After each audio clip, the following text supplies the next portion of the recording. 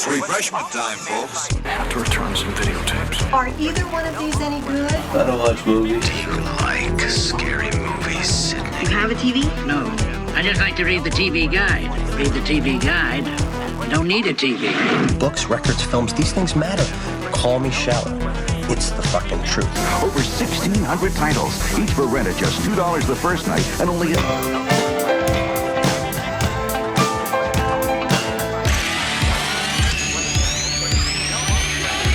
Finish it. I don't watch TV. Yeah, but you are aware that there's an invention called television, and on this invention they show shows, right? Tonight on Six Ed World. Okay, I want the channels 18, 24, 63, 109, 87, and the Weather Channel. Welcome to the Frog Brothers Podcast with your hosts, Justin and Alec. Hello, and welcome to episode 55 of the Frog Brothers Shiggity Podcast. Schwosh, 55. My name is Justin. My name is Alec. You guys ever have deja vu? Yeah. Deja vu. Does that ever happen to you guys? Yeah, so we may be doing take number 2 on this, to be honest with you, just because we like to be like that. We had some technical difficulties with recording and things. Got those lined out, but much to our delight. Nick went on a racist tirade, and we just could not. Yeah, really. No, just kidding. Just kidding. No, he didn't actually do that. They screwed up my dry cleaning. Is that some sort of Seinfeld reference or something? Jesus. I've never seen that show. Yeah. Any more than I had. Anyway, it's Wednesday, April 7th. April 7th? And this is significant because a new Ghostbusters Afterlife clip dropped with none other than Stay Puft some droppings. Stay Puft miniature marshmallow man everywhere. Cute little adorable guys. I hope they have some that are in this scale, this size, to go along with the toys that we collect. So it was a hell of a day. We've been at it for 17 hours on 3 hours sleep. Basically. Yeah. We had a road trip today to go up to check out the movies pop-up in Des Moines, which is pretty badass, if I say so myself. Flip it over. Turn it around. Show off that box. Bring it around town. Bring it around town. I had the vegan beet burger, which is pretty awesome. Yes. Really quite enjoyed. I quite enjoy. And theirs in Des Moines happened to be at an up-down. Now, that up-down is not nearly as cool as the up-down in Kansas City. My personal opinion there. I just like the layout better here locally, but kind of cool to see another one, and even though we just went there for the pop-up. Nick even got some cookies. Yeah. I debated getting cookies, but he said they weren't that good. I also debated getting the chocolate-covered pretzels just because, you know. Say, would you like a chocolate-covered pretzel? Oh, you even still have a cookie. Oh. Are you going to let that one get stale and stay forever? You should. Keep it. Now, as awesome as it was... Resin cast it. I do have to say that it was fucking steep for the experience. Yeah. The cardboard boxes you had to pay extra for.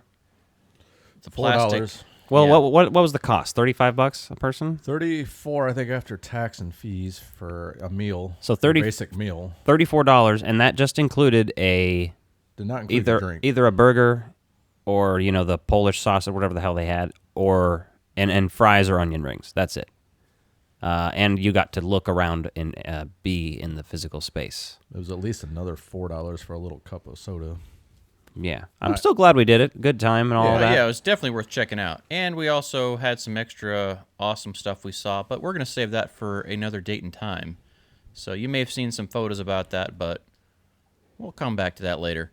But we do have some goodies, though. We did some shopping while we were up in Des Moines, so... We visited 2 locations of Jay's CD and Hobby, and they have everything you could possibly want if you collect the stuff we do. Yeah, fucking... Yeah. I mean, they had everything. Like, you know, there's some places that don't have... They have action figures you didn't know there were action figures of. Well, I mean, they carried action figures, they carried collectibles, they carried tabletop games, all that stuff.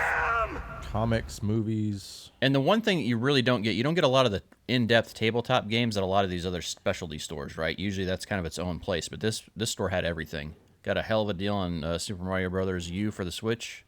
Yeah, everything is fairly priced. Yeah, actually, like, I bought a NECA figure, and it was only $31.99, $32.99?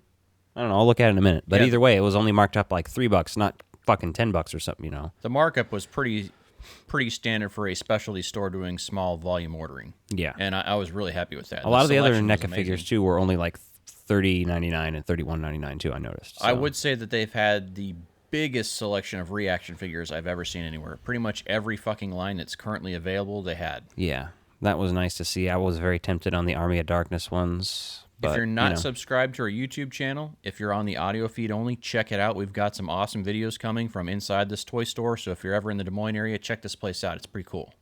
Yeah. We're also going to be uploading a video of our experience at movies, and that's going to include all that, the toy shop stuff. So it's kind of a little Des Moines trip.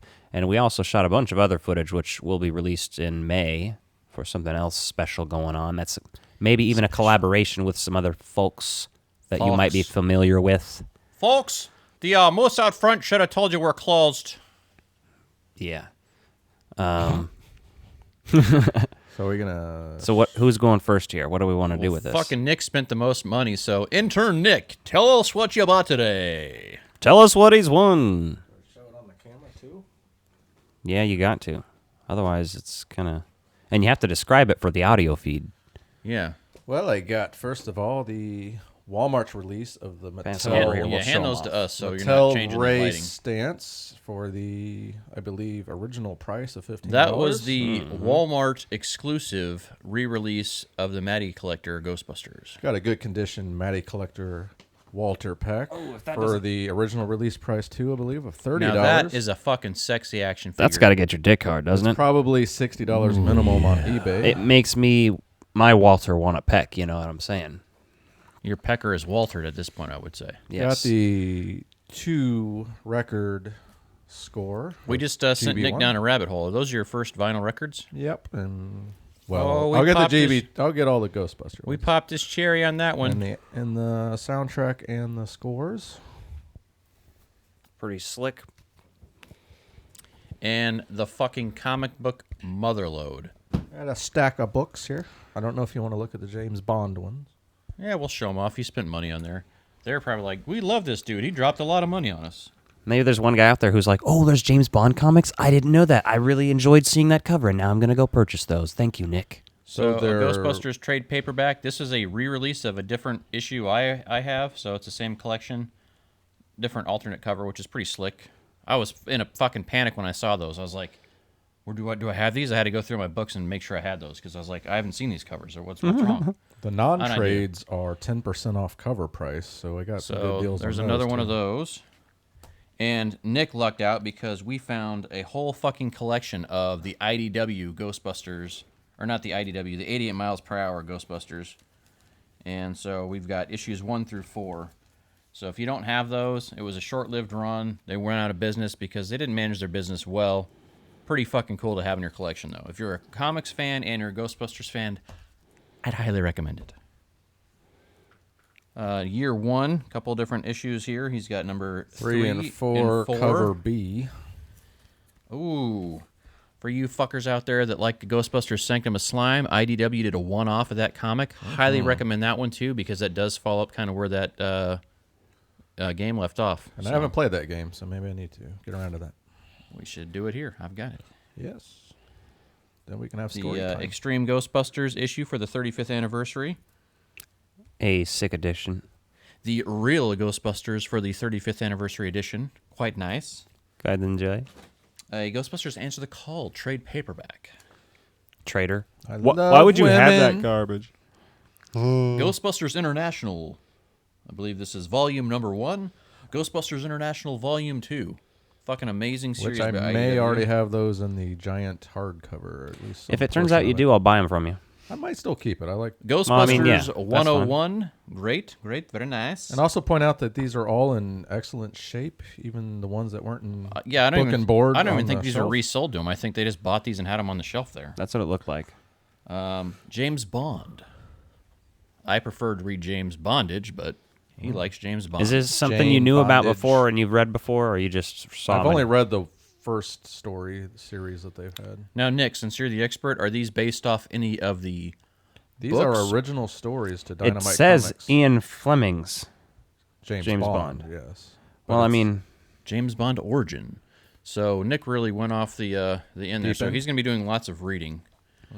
So He's going to take a little nap Just now. look at the pictures. we might do a Pierre Bernard's Recliner of Rage style segment with Nick reading to us from a chair. Yeah, story time. But he's got to wear sweatpants. So on the comic book kick here, now as I said, this Ghostbusters 88 miles per hour comics were awesome. I was like, what the fuck is that? Drool on my shirt? What the hell is that? It's the shadow of the microphone, I found baby. the fucking best cover they ever released, the Ecto 1 cover, which is fucking awesome. So I've got 2 issues of Ecto, or 2 issues of the first, 2 copies of issue 1. I can't even talk. We're tired, we're stupid, we're late. Ghostbusters Year 1 I found a copy of because I don't think the trade paperback that's coming. I'm scared. I got a one-off special cover of Convolution, even though I already had that in a trade paperback. Spunsy. And then I got the Ghostbusters Funko Universe one-shot because I have a lot of the Ghostbusters IDW one-shots, so just to be a completist, I don't know if I'll read that one or not. I really fucking hate Funko Pops. Yeah. The completist in me was like, just buy it. Buy it now. If you don't buy it in person, you're not going to look it up on eBay. Yeah, I mean, I was judging you a little bit, but I was also like, I mean, if you already have a lot of them, so it's like not a big deal. But me, if I bought that, it'd be like stupid. Yeah, because the other one-shots, I have the I'm X-Files. very selective with the IDW stuff. I have the Mars Attacks. I have the Deviants. So I've got a lot of the other one-offs. Yeah. Something else. Our buddy Jim Smith, you may have recalled if you're a long-time listener. First time. He's also a musician known as Teal. Shout out if you're listening, Jim. Yeah, shout out, Jim. Appreciate you. But oh, he was on my first episode, right? Exactly. Yeah. You guys were in the same. Back in episode 29. And we Jim's covered always Friday doing, the 13th Part 8 in that one. Anyway. Jim's always doing badass stuff, and so he showed some pictures of him being up in the Pacific Northwest, seeing some sights from Goonies, and showed off a Goonies doubloon. And so I got on the internet and fucking bought myself one. Apparently, the one I got was limited to 1,985 worldwide. Comes with a display stand and a little map. Pretty fucking cool, though. So I won't show you the map because it's tiny. Teeny tiny. It's not impressive to look at. And then one last thing Sounds for like me. this occurs a lot in your life. Yeah, people are used to hearing that I'm tiny. Tiny Tim. And then this used to be $30. Target's dropped these on clearance to $8.99. So fucking buy it for that. Who the fuck wouldn't want a Back to the Future remote control DeLorean? The only thing they fucked up with on this, though, is they didn't try to at least match the control to the controls that he used in the movie. I don't know why. Well, it's a little cheap. That's like clearly it just has a sticker on there, doesn't it? It's not even. Yeah, it's generic as hell. They didn't design that even for it. So. Yeah, they probably just used pre-existing parts for that. I bought it so I could pretty much film shit with it. Now, Alec treated himself too. He's been working hard. He's doing lots of good stuff. And why don't you show us what you treated yourself to there, Doctor? Got a bunch of bullshit today, guys. A bunch. So, anyway, this was one of the sickest pickups I think I got today. One of my comic books. Nice cover. Kylie Griffin is one of my favorite Ghostbusters.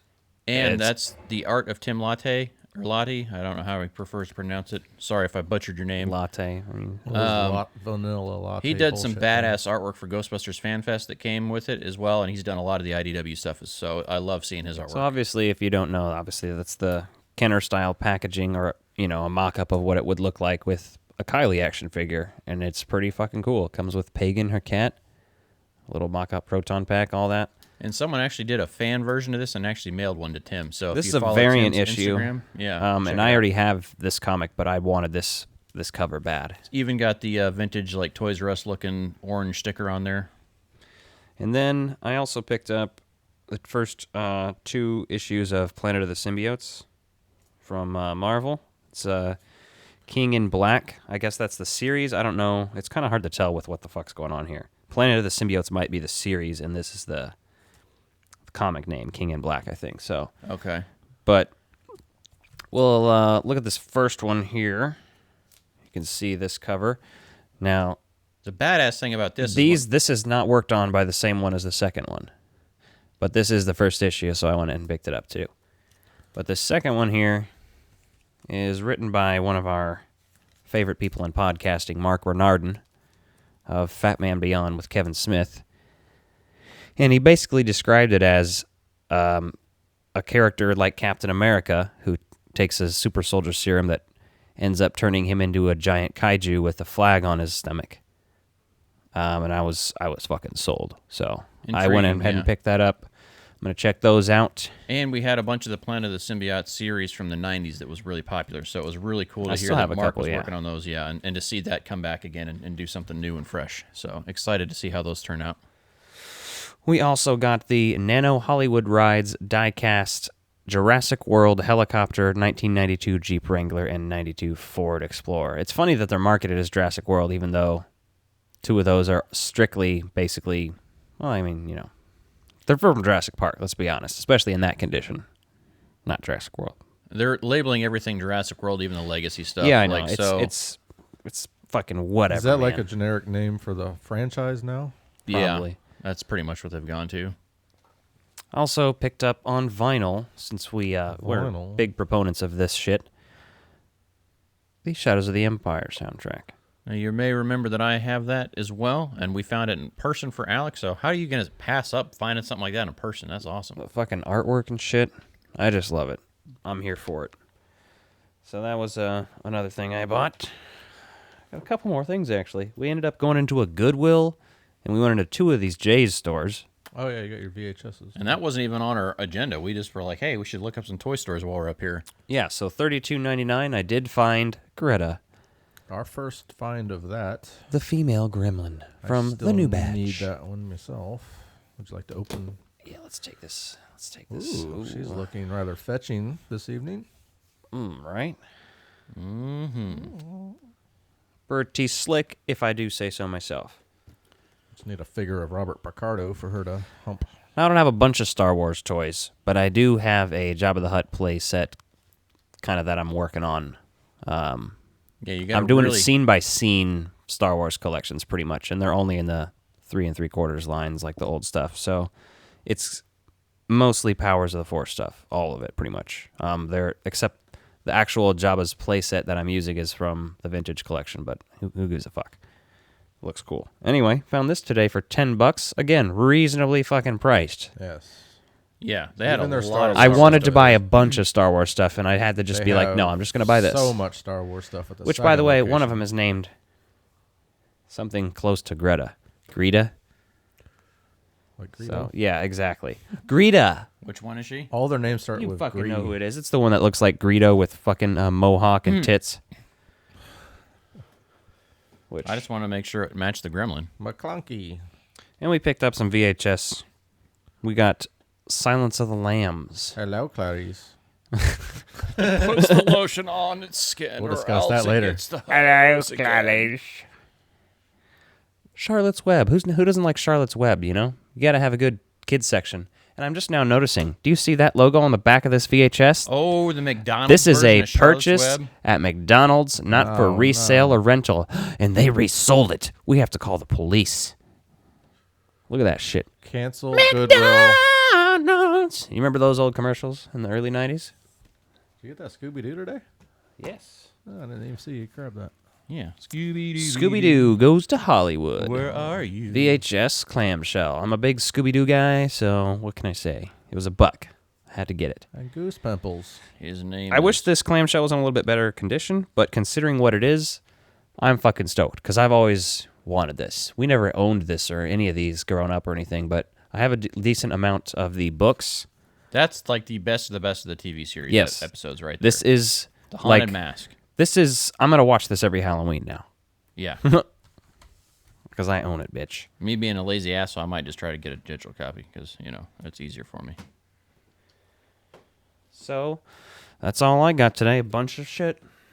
Since we were on the topic of records, the Ghostbusters 2 score is finally being released. Ooh. June 11th, at least on the Canadian Amazon. Yep, the Canadian Amazon site has it up for pre-order. The United States has not released it pre-order just yet. Really excited to see that on vinyl. They did such a great job with the original score, and this is something long overdue. Yeah. Of course, it'll be on other formats as well. So let's get moving along. We got a lot to go through. This is true. Let's switch over to Water Cooler Cult. Water cooler cult, cult, cult. Water cooler cult, cult, cult. Water cooler cult, cult, cult. Water cooler cult, cult, cult. I'm just gonna rest my eyes for a minute.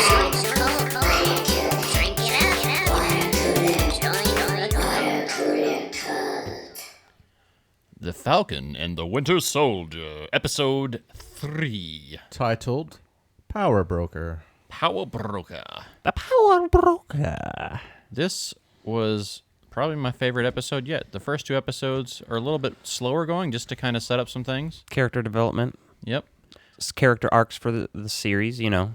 One of my favorite things about this series so far is that each episode feels like you're reading through a comic book issue. Yes. There's just enough content in there, or they end off on the right points. That's what I realized with WandaVision. And they're doing that again here, you know. And it's just beautiful. The fact that it's a series, it kind of naturally works that way, but it works so well. It's so much reminiscent of comic books. It works great, yes. It's actually the visual storytelling of comics, unlike the movies, which the movies are amazing, but you don't have nearly as much time for character development in those, so you kind of get the, high dub, fast forward version of some of those sometimes. Especially if it's not a solo movie.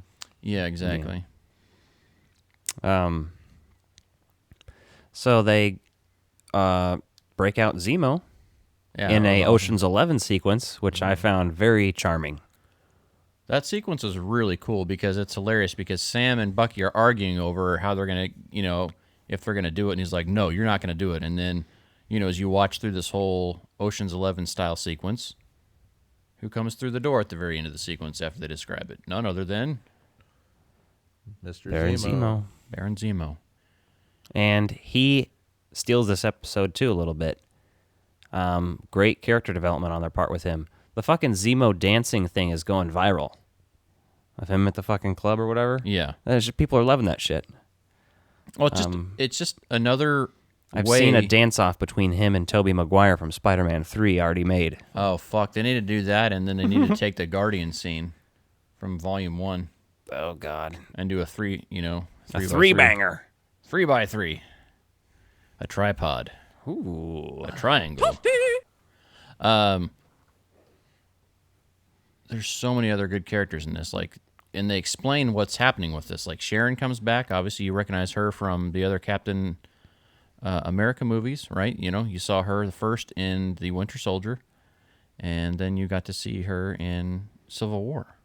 Yes. She's been on the run, and she's hanging out in Madripoor, yeah. Which is in the comics, and people who are hearing about this are freaking out. There's some cool shit I read about. Because I didn't, it's like you can't know everything about all these Marvel comics, especially if you're us and you have so many other interests.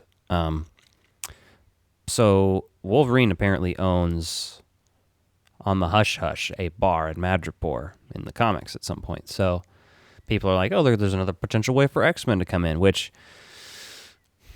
I don't think necessarily that's going to happen at all or anything like that. But it's just like you're opening the door. There's places where you could stick these characters at any point in time. Well, it's getting fascinating, but people are taking away from it a little too much, I think, in like thinking that the fact it's going to happen instantly and shit. And like, is that give it some time. Drop back to these locales later with these characters because we know they have a history there, and that's the beauty of it. And that's the other thing I love so much about this series is it's taking from the Marvel Ultimate Comics, the kind of reboot they did in the early 2000s and on, and it's also taking from the classic series, all the traditional stuff. So, like, it's going all the way back to the comics in the 40s, 50s, 60s, 70s, 80s, everything. It just is a big mashup of them all, and it works so well, man. I just love this Marvel shit, and I don't care who knows it.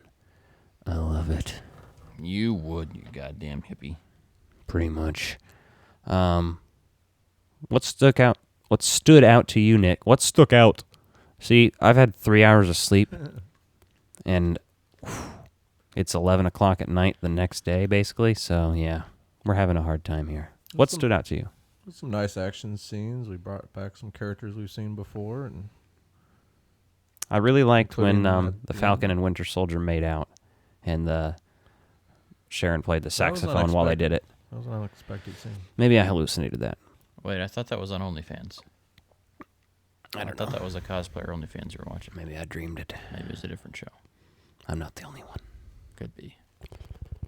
No, I like how they had the doctor in there too, right? You know, and they explain him, like, the reason he's working on the super soldier serum is that he got fucking snapped. I had vibes that he was only going to be in this episode and get killed. Yeah. But he was a very fascinating and, like, on-screen presence. I was like, what's this guy doing? What's he up to? You know, he's a little weird, shady. What's going on here? Yeah. I was curious. And then the other thing I liked is all the background you get on Zemo, right? You find out that he was actually a royalty before his country was literally destroyed and torn apart after Age of Ultron. Yeah, all that, like, just completely destroyed an entire people. So, well, he's another one of those villains that has justifiable he's easily reasons. He's great, but he's easily forgotten because the Civil War is such a busy movie, and it's a great fucking movie. But he's easily forgotten because of that. But he was also one of those ones you could believe and be like, all right, this isn't necessarily. You can still make this person not the devil. Yeah, he's giving us some depth. Yeah, there's depth to him, right? That like Killmonger, but obviously way less because we haven't spent as much time with him yet. Misguided, like, and unlike Loki, Killmonger, Zemo's still here. Yeah, and I don't know, and it just seems to be something about the Black Panther having some of these characters that are villains, especially, they're very dynamic, because at the end of Civil War, he's the one that, like, spares him his life and is like, look, he refuses to let him kill himself too. Yeah, exactly. Because he tries to. He intervenes there and, like, and he's realizes like, what's going on. So it's good that he has an outside perspective, even though, like, he fucking killed his which father. While we're on the subject, do you want to spitball a little bit about Black Panther? Because that's supposed to be coming out in a little over a year now. What are they going to do with that, do you think? And this episode ends with Ayo showing up. Yeah. Ayo. Which is just very fascinating. Like, oh, shit, that's really cool. I like the way they're connecting all these different stories right now. Like this, it has, War Machine was in there, Yeah. Like the universe is fully connected at this point, and I love it. So when's the Black Panther show? The Wakanda show? I'm not sure about that. But Loki's I in think June. that'll take place after Black Panther 2. But the thing with Black Panther 2, after we lost Chadwick Boseman, is, like, what do you do with that character, right? They've decided they're not going to recast him, obviously, at least not in this universe, right? Now, down the road, people, I fully expect if they do something different in the future, then that's perfectly fine. What I want? I may have even said this before, but I definitely just want Killmonger to be resurrected and made the Black Panther. I would love that. Now, and you give him a lot of development, and you know how far that would go with people. People love that guy already. Yeah. Well, Michael B. Jordan fucking killed that role. I mean, he was just. It was amazing. so well written, performed. Yeah, people love the actor a lot. Yeah. I think we're going to see Suri take over the mantle before we would see Killmonger in there, but I think you could see I'm game with there. that too, completely, believe me. I just think that'd be an interesting way to bring him back and do stuff like that, but Well, and then with the Loki series trailer having dropped, my God, it makes me think that there's the possibility that if he's dealing with some time travel stuff, they could somehow bring Killmonger back to life. Yeah. That way. But I don't know how you'd want it. Story-wise, I don't know what they do with that to explain how they killed off the Black Panther and he's permanently dead then, T'Challa. Yeah. So we'll have to see, I guess. It's interesting. But I really enjoy this series. It's really just been so much fun to watch and get into, and like every week you're like, okay, it's great. And then you learn about the power broker, right? Who's the boss, and Tony Danza. Oh yeah, he is. No, it's Mona. Yeah, we all know Mona's the boss. And then I guess one of my other favorite scenes in the episode is, again, another Zemo piece, like, right, where he escapes in a moment and you're like, fuck, he just got away. And then he fucking comes back in the car and picks him up because he had another car down. man.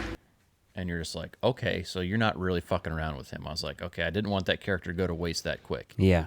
And they really have something else on the line there. So he had his mask, he put it on. That was sick as fuck. The iconic little bit from the trailer that we'd been seeing for so long. Yeah. So good. And then just a public service announcement real quick. If you're one of those crazy psychopaths that thinks it's okay to, like, send an actor death threats or hate mail because they're doing their job to such an exceptional level that it blows your fucking mind, wow. God says you can go fuck yourself in your little asshole, your little boy pussy.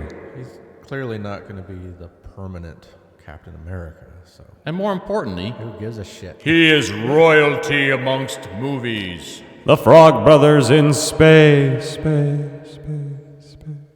Kurt Russell and Goldie Hawn's son. Yeah. He's royalty, man. He's the prince of I Hollywood. mean, he's already baked into the MCU in ways that Chris Pratt wishes he was. The fact that he's getting the son. death threats is just proof that he's mastering the role the right way. Exactly. It's fucked up. Your death threats are just a compliment. Exactly. Yeah, your death threats should actually be fucking awards. It's so fucked up, If man. you want to insult him, don't send him death threats. He's like, hey guys, why aren't you sending me death threats? I'm trying So to do a good episode job." 4 is dropping real soon now. So we're looking forward to talking about that next week. Mm-hmm. In Gee golly. about 14 hours. Something like that. 26 hours. I'm maybe? not counting. 26 hours. You know what time it is? Tool time. You know what I just watched? Me pulling a can off some moron says. Return of the Jedi. Did you see Alien? When that creature was in that guy's stomach? Oh my god. Oh my god. You ever seen that really old movie? Empire Strikes Back? Jesus, Tony. Welcome to Retro Release Reviews. Are you doing the Macarena? I was doing the Kevin Smith. Hey, Macarena. If you ever watch Hollywood Babylon, Kevin Smith is always jerking off and touching himself sexually during all the theme songs, pretty much. That's what he does. And then, it works. If you couldn't tell, Alec is well, he's not big, but he's a pervert. tall Kevin Smith fan. Oh. Yes. I think we all are. I mean, Yeah, well, I'm kind of big. We went to your That's pop-up, true. Kevin. I'm kind of fat. Come on the podcast. Well, maybe someday he'll grace us with his We know you're presence. listening. I know you're listening, Kevin. Everybody else, I want you to stop listening for a moment. This is just for Kevin. Come on the podcast, Kevin. I know where you You're sleep. going to play some romantic music in the I know where you background. live. I know where you are. Don't say that. Kevin, come to the Church of Alec, and you will never leave. Come celebrate in the church of the Frog Brothers podcast, and you will leave as a holy entity. We cover your movies. Come on. We visit your pop-ups. We drive all the way to Des Buy your Moines. merchandise. We went to Iowa, for Christ's sakes. You made me go to Iowa, Kevin Smith. What's wrong with you? But it's okay. We got some other shit done. It's all right. It was a great trip. For a fucking road trip to Iowa, it was really fucking cool. And Yeah, you're it like, was how do you do a cool road trip in Iowa? Well, you'll loved our fucking Iowa find out trip. Hi, sooner than later. I'm in Iowa. You know what I mean? Yeah. But it was dope. Yeah. Highly recommend. Top-notch road trip quality. Anyway, we're doing retro release reviews, by the way, in case you didn't hear the theme song. And we're yeah. covering a little film from 1983, directed by David Cronenberg, called Videodrome. This movie fucking rules. If you haven't watched it, go watch it. If you're willing to listen to this review still, if you haven't watched it, I mean, fuck it, sure, but we're going to spoil the shit out of it. Oh, this is my first time, and it was spiritual. It was magical. Yes. It was something I'll write down in my diary. And I would say diary because I do have a podcast notebook, so that's kind of like my diary. Basically. I wrote all about it. Would you like to hear what I wrote about this movie? You sucked that guy's dick? No, actually I didn't. James Woods' dick. You know, he used to not be a crazy person. I don't And know. then he... Yeah. He is Fuck that guy. a dickhole. No, Pretty much. Dick holes are useful. You can pee from them. You can ejaculate from them. He's more what you'd call an ingrown butt hair. What a wiener. Exactly. So, James Woods, obviously the star of this, as Max Wren. You also have Debbie Harry as Nikki Brand. They're pretty much the two leads. I guess she's only really in the first half of the movie, though, for the most part. And then she's just fucking gone. And then it's all James Woods hallucinating. You don't have to do anything now but hallucinate. This movie's crazy, though, in the fact that there's a lot of body horror in this. Cronenberg, baby. Exactly, but it's not like so grotesque like other things can be for body horror. There's a few things in there that like don't like. Some of that stuff makes me uncomfortable. this is definitely This one's tamer. very digestible and like watchable without being like, oh my god, what the fuck are they doing? Like, I mean, maybe if you're like a really conservative, sheltered person, you might be a little surprised by this. But if you're sheltered and conservative, you're probably not listening to us. So, especially after last week. Yeah. Oh, We yeah. gained lots of Christian fans last week for that April Fool's and podcast. by Christian fans, I mean people named Christian because we targeted to them specifically. Yes. It's a Facebook ad. Christian You can do that if you didn't know. Slater is one of our top fans now. He is, and he still smells like alcohol. When are you guys going to have me on? I can't do a Christian Slater, sorry. Well, it's kind of I like... randomly just it's tried. like a Jack Nicholson impression. It's like a high It's person. him.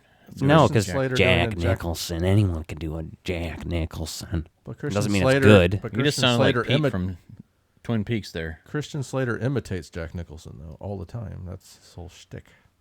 Hey, aren't we supposed to be talking about a Cronenberg movie called I'm high as Videodrome? fuck. You can't blame me for getting No, off I'm track. not. Nick's over there just... You're high in every episode. Yes. That's a secret, Welcome Cap. to my life. That's a secret, Cap. He's always high. So James Woods plays Max Wren, who owns this TV station, or at least operates it as the manager, head in Couple charge. other partners, yeah. Yeah.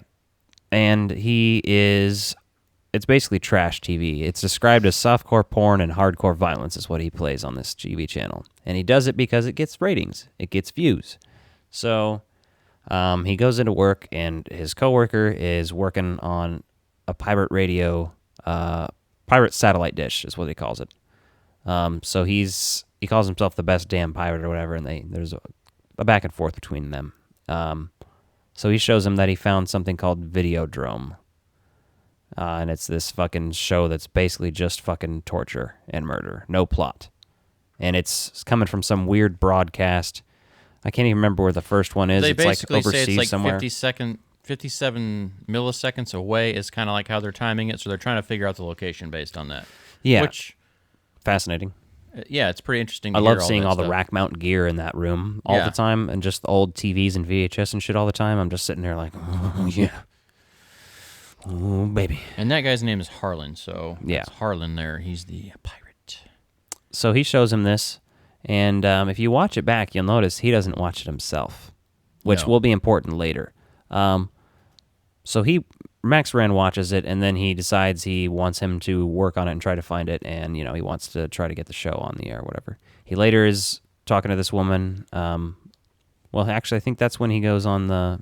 Is that when he goes on TV? Yeah, that's when he goes on TV. Yeah, so he Yep. goes on TV, and he's talking with... That's where he meets Nikki Brand. Mm-hmm.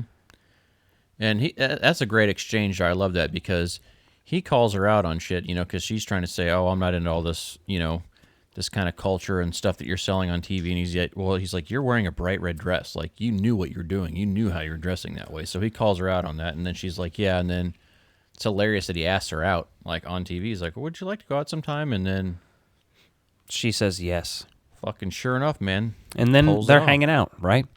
So they're hanging out, and the first thing you hear is her digging through his VHS collection, saying, "You got any porno?" And he's like, "Fuck yeah, I got some porno, baby. Let's turn that shit on." She likes to watch to get turned on. Yeah. Mm-hmm. Which, can you blame her? And It's notice, James Woods. You're going to need it. It's a sophisticated True. man. He does have some Betamax in there because there's Betamax is commonly used. And I'm James Woods, and I am not an attractive man. Yeah, See, I he's can't do a James Woods either. That's a weird voice. Yeah, he looks. You got to try, fucking though. You weird. never know unless you try, guys. So I apologize, but I'm always Yeah. going to try impressions out on this show. I'll start trying to try them out before we're on the show, but I don't know. Christian Slater again. I got a couple good ones, like Stan Lee. I've been working on that one for a That while. fucking Stan Lee one's pretty dope, by the way. Excelsior. That's good. Excelsior. Like I try to do that, and I just don't have the timbre that you have for it. Your superhero sex organs. Well, when you smoke, Oh yeah, you do. it does yeah. some things to your voice that are actually pretty dope sometimes. Superhero sex organs. Superhero sex organs. sex organs. Yeah, mine just sounds I- like me I like that impersonating kind you of doing thing. impersonation. Yours just sounds like Stan Lee. So it's pretty interesting on there, like when he starts developing this relationship with her, and they show them getting into some like very non-vanilla sexual escapades. Well, the first thing they do that night, even, it shows them later, right? And he's like piercing her ear.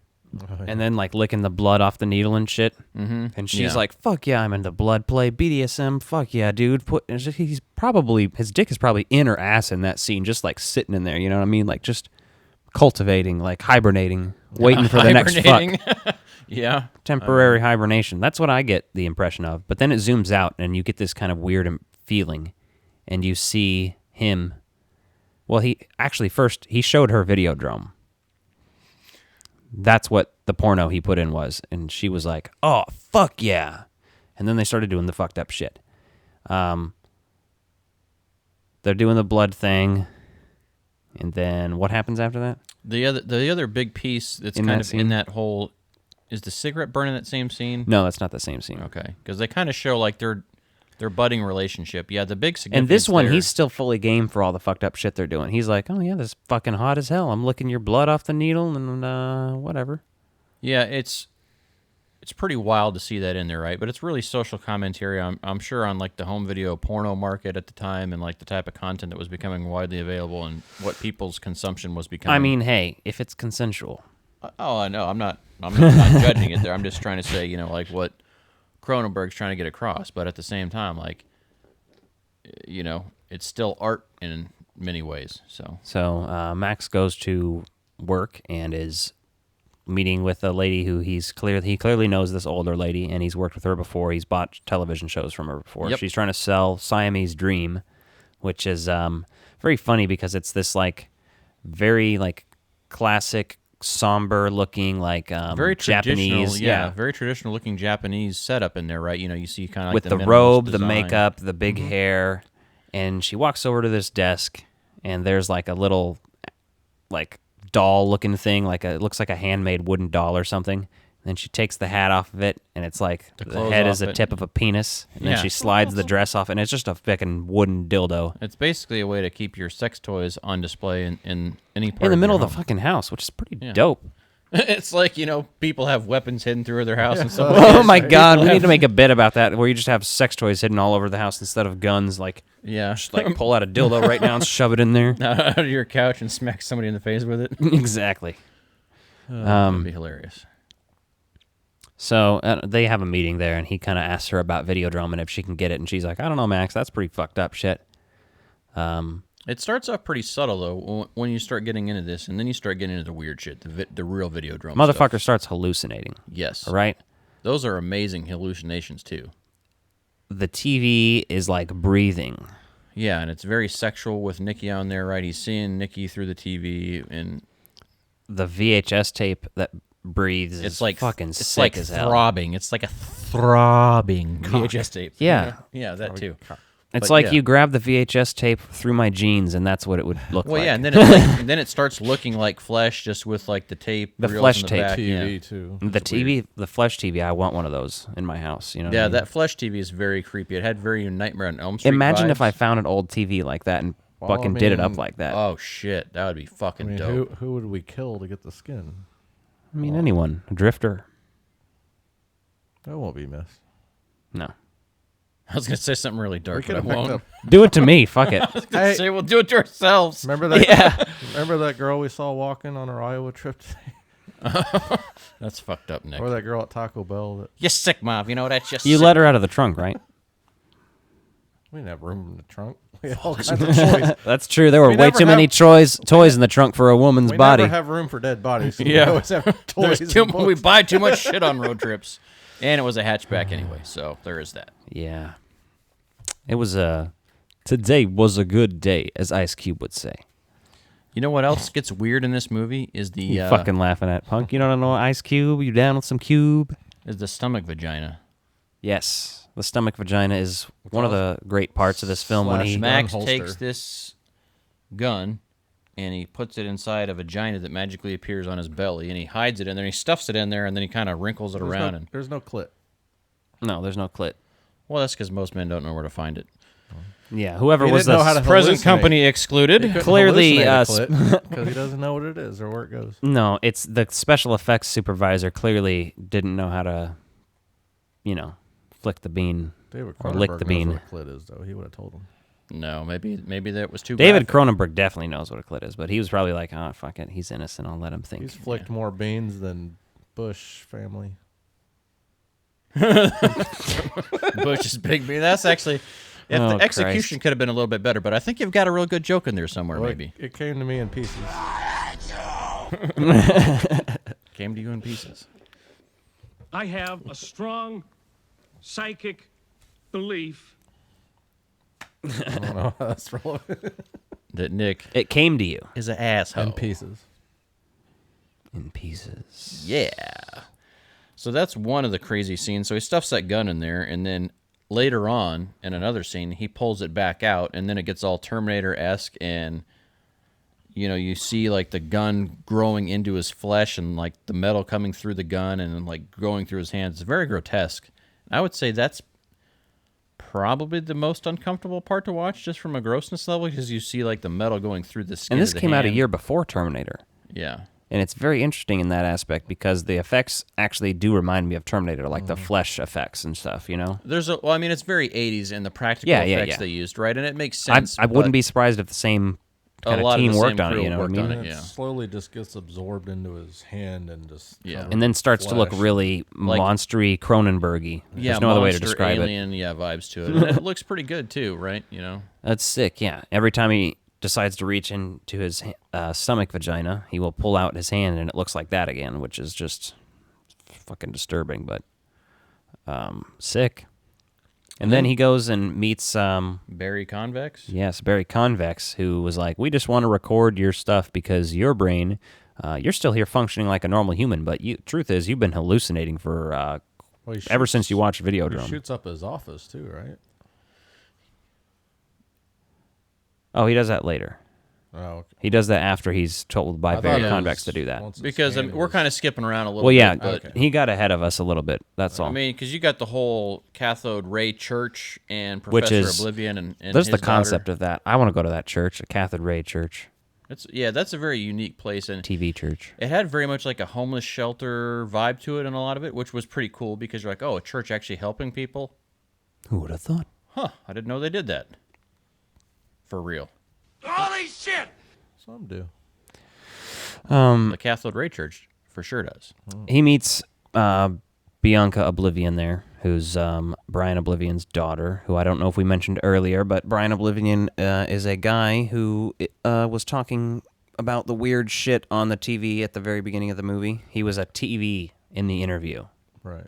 He was like a third person there being talked to by whoever was on the TV show. Already dead. Yes, but he's already been dead for a while, as we find out from Like Bianca. thousands of videotapes of him saying Yeah, that was the different fascinating things, thing is like just him like having conversations that have all been recorded, like to trick people into him being alive because I'm going to do that before I die. He's described as Videodrome's first victim.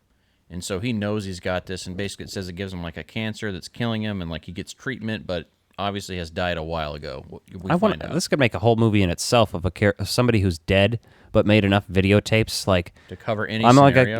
I'm gonna make enough videotapes that I react to every team in the NFL winning the Super Bowl. Well, the shit like that, you know what I mean? Like the scary thing is though, like with modern technology, with like AI and deepfake, you could almost just do that for deceased people anyway. William Shatner's doing it now. He's making a complete AI version of himself. That's pretty slick. That's fucking bizarre as hell. We live in weird times. So Shatner can keep making movies and shit. I guess you guys aren't ready for that yet. Yeah, I guess not. Me either. Holy shit. We talked about the stomach vagina. Yeah. I like when they talk about the response of violence to the brain. Like the brain watching violence is one of those interesting concepts when he puts that thing on his head to record his hallucinations. Reaction and his hallucinations to study, yeah. And that's Barry Convex, yeah. And he's an interesting character as well. I mean, he's like obviously rich and wealthy, so he's just trying to manipulate people and make profit because basically he wants to roll this out and take over the world, but he doesn't want everyone to get cancer from it. It sounded like you were doing the Ace Ventura thing. I was taking the abrasion on the left will be wrong. And then I just stopped talking, so that was great. So he eventually kills his board members. He's turned evil by Barry Convex, basically, because they put a tape in his stomach that, like, basically programs him to do some evil shit. And then the beauty is that he goes down to kill Bianca, all fucking Terminator style. Hell yeah, and that bitch replaces that tape. Bianca's fucking smarter than that. You think this is her first time fucking facing This evil? ain't her goddamn first motherfucking rodeo. She watched her father die. She did. More fucking technology than they knew was available. So she replaces the tape, fucking reprograms him to kill them. It's a pretty good turnaround concept. I like it. I wasn't expecting that when it first happened. I was like, fuck, he's going to kill her now, and then we're like approaching the end of the show. Yeah, that's like some fucking epic shit. Even happened in the Cathode Ray Church, which is very fascinating because it's like a religious fucking event. for that Yeah, church. it's very spiritual for that, like in the way that's kind of presented, right? That's fascinating. I never really thought about that too much, like the religious aspects of that. It's weird No, as and fuck. like the televangelism that really started coming through in the 1980s. Like, there's so many things. If I watch this again, that's what I All look at it things are as. possible through God. All things are possible. You know that semen is milk? That semen is another kind of milk. It's in Starbucks coffee. Yeah. That's because Nick puts it in there. Nick doesn't actually work at a Starbucks. He just puts it in his own It's coffee. full of protein. But I am their official milker. Hell yeah. So you're I like got a self-milking machine? No, the baristas milk me. Yeah, I'm here to certify the machine's working. Zip, flop. I'll need a moment alone, boys. You are number one guy. Yeah, I love that shit. So how does this movie end? This movie ends. The ending in this movie is dark. It's sick. So after... Or is it? Yeah, it's pretty fucking dark, I'll say. But did it happen? No, it's a movie. Yeah, this is a work of fiction. In the movie, Yeah, Nick, are you asking me? They even have a disclaimer at the end that says any similarities to real-life characters are all coincidental. Don't shoot yourself in the Was head. Videodrome a documentary? Is that what you're asking me? No. No, okay then. Exactly. Or is so, it? Or is it? Could be True. a true True. story. True. So after shit kind of goes wild and crazy, he wants to escape. Wild and crazy guys. Oh. Yeah. Oh. Through wild Omar and crazy Gooding. guys. We all went in different directions. Oh, It's wait, all right. that's We were later. like a fucking a guy that's tied to 4 different horses that they slap all their asses at once and that just fucking gets torn apart. That was us just now. Again, it's been a very long day, so we're trying to keep this entertaining, and this is silly and ignorant. So. Oh, it's fun. The first time I recorded this, I was drunk on wine. Yeah. And Justin was drunk on Budweiser seltzers. I had a Bud Seltzer and a blunt, so I was just now we're intoxicated floating by around. sleep Sleepiness. deprivation. This is actually probably funnier than that one, so I don't know. Yeah. I'm not a doctor. So how did this movie end? But I play one on TV. No, I didn't do that one either. No, this ends with him going onto the boat.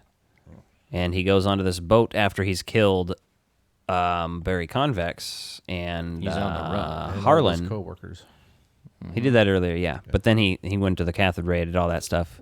Killed Barry, killed Harlan, goes to hide, and then he hallucinates another flesh TV while he's hiding in this shitty old abandoned like room of this boat.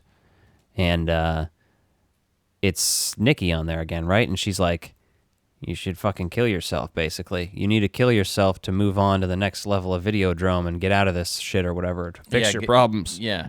And so, like, you see him do that in the TV set He watching. watches himself kill himself on the TV, which is that's a fucked up experience. It is. Like, that's a really fucking crazy way to end the movie. And then, like, so he does this on the TV set he's watching. He watches himself commit suicide, and then he just acts that out. So he sees exactly everything as is. So it's pretty wild. And there's so many hallucinations in this movie, you don't really... I mean, I've only seen it once, so it would take several more viewings, but, I mean, is it your opinion that, like, there's, like, clear reality versus hallucinations throughout this film? Anytime it's fucking weird and crazy, it's a hallucination, I think. But, I mean, is there a thought that the entire thing is a hallucination? No. Okay. He never met Nikki Brand. She was dead by the time... As soon as he started watching Videodrome, which is very early on in the movie, anytime he saw her, that was a hallucination. So he was probably on that show with Brian Oblivion, and that part was real, but he was hallucinating Nikki Brand being there. Okay. That's what I think. And you can apply that to the rest of the movie, basically. Yeah, that makes sense. That's the way I see it, but... Cronenberg, man, it's a wild fucking ride. If you haven't seen this, fucking check it out. We're going to be talking more Cronenberg movies in the future, so... Yes. We're going to be talking at some point Naked Lunch. We're going to talk The Fly. I'm not sure if I've seen Naked We're going to talk Scanners. Well, what are we Lunch talking is about fucking right bizarre. now? We are going to switch gears. Switch gears. From Videodrome to a little segment I like to call... Top 5, top 5, top 5, top 5, top 5, top 5, top 5, top 5, top 5, top 5, top 5. This is Top 5. How did you come up with the name Top 5? Top 5. Jeez, I would think that it's real basic because we talk about 5 of our Well, top he 5 said things we like. A segment I like to call Top 5. Yeah. Top 5 is a reference to High Fidelity. That's literally where you hear John Cusack saying, top 5, top 5. So there's a very TV-oriented... podcast. Yes, but especially this episode, we're talking about televisions and interactions with televisions and the way it has treated you and things and such. So the top 5 this week reality is television. Top 5. And television is less than reality. TV channels. Top 5 TV channels. Mostly growing up. Top 5 TV channels. So be it. From this day forward, these will be our top 5 TV channels. Nick, what's your number 5? Number 5 is Comedy Central. Comedy Central. The For- Comedy Central roast of your butthole. For 25 years of South Park, or however long it is now. And Mystery Science Theater 3000 when I was in high school. In the not too distant future. It would play while I was in school, so I set the old VCR to record, and I'd watch it right after school. Oh. Hell yeah, you would. And I'm sure there's other things that I'm not thinking of right now. Which I'm sure Beavis Alec and will Butthead. cover later on Comedy Central. Oh, no. I was looking at my list. I didn't put MTV for some reason on my list. So my number 5 is MTV. Total Request Live, Matt Pinfield stuff, Road Rules, Beavis and Butthead, a bunch of their New Year's Eve crap. They've New had Year's Eve crap. Well, they always had like New Year's Eve that wasn't like... I mean, you don't have to take everything off my list. No, Alec has his own list, dingbat. I couldn't remember which one of you said. No, there's always a bunch of shit. Like Yeah, you they're- could. And their animated stuff, too. Like that, was it Aeon Fluxer was on there? Yeah, they had a Spider-Man show where Neil Patrick Harris voiced Spider-Man for a while. Did you watch Pauly Shore when you were a kid, though? I can't remember the years that stuff. No, I mean, that was literally... Anything I watched was any reruns or anything like that, which was not a very common thing, obviously, with Totally Pauly, but I later watched him on YouTube and stuff. Okay. He's mostly on there as an honorable kind of mention thing. Yeah, no, I but was too young, of course. MTV always had a bunch of entertaining shit, you know, like when you had 32 channels, like back in the day, like, yeah, there's some good stuff to watch on there. Yeah. So MTV is also my number 5. Went live in 81. Obviously, Totally Pauly with Pauly Shore. There's also stuff like, who didn't like watching Cribs? You know what I mean? Just to see some shit. Well, yeah, that's true. It's like when you were bored back in the day. It's not like you would watch it now, but like then when you're flipping the things on, you're like, oh, I guess this is the best thing on. I'll watch it. Yeah, if I caught it, I'd watch. And then it'd be kind of entertaining usually, as long as you knew who the person was See or Snoop Dogg. gave a shit. Every fucking rapper was always like, yo, Scarface. Here's Oh, my what copy was- of Scarface and shit, you know? What about Pimp My Ride? That was a little I was about to say that too. Yeah. Pimp My Ride. Oh, yeah. I used to always watch that with fucking Exhibit. They would always go back to those people and the cars would be ruined, though. Like, they would just trash them again because they Well, just put didn't. like a hot tub in a... Well, yeah, they weren't good at cars and they were broke people, so it's like it just happened. Yeah. And they didn't always necessarily fix mechanical shit. It was a lot of just like... This is the Tom Green Show. It's not Fuck yeah. the Green Tom Show. Also, the Ben Stiller Show. And the Jackass. Beavis and Butthead, Daria, Celebrity Deathmatch. There were some bangers on there. Yeah, Celebrity Deathmatch used to be so fucking awesome. Yeah, that's Probably What's your number 4 there, Nick? Cartoon Network. Cartoon Network. Wonder why? Could you explain? I enjoyed Dexter's Laboratory. Cow and Chicken. Johnny Bravo. They're nice.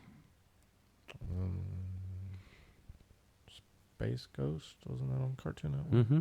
Space Ghost. Basically the origin of... It's hard to remember the years on Adult Swim. some things that I watched over They had a lot of stuff on so there, much right? time. Aqua Teen Hunger Force. Yeah, that would like be all that later kind of on, stuff that yeah. came on. Like, Well, that doesn't count as Cartoon Network technically either.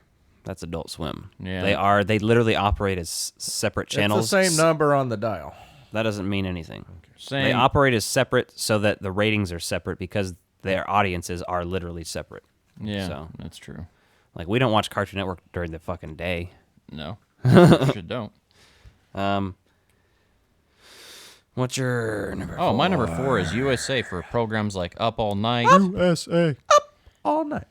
There's so many fucking classic Wait, movies I didn't watched on Gilbert there. Gottfried host that for a while Fuck too? yeah, I did. That's right. I'm Gilbert Gottfried, and I hosted the USA show. Up all night. Meatballs 3.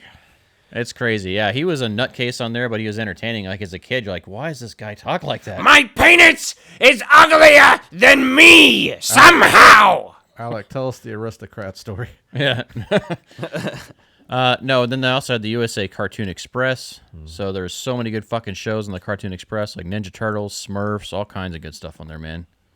Loved watching that. And then Up All Night had so many good shows on it, or like movies. Like I recall seeing like Porno with no nudity. Yeah, they called it like sexploitation films or whatever. You know, it was like seeing stuff like Weird Science the movie for the first time. Because I'd seen this TV series on there, but And the show's on there too. a bunch of like the classic '80s movies there. So, what's Just giving you some sex moans. Whoa, Dana, it's you. TNT. What dynamite?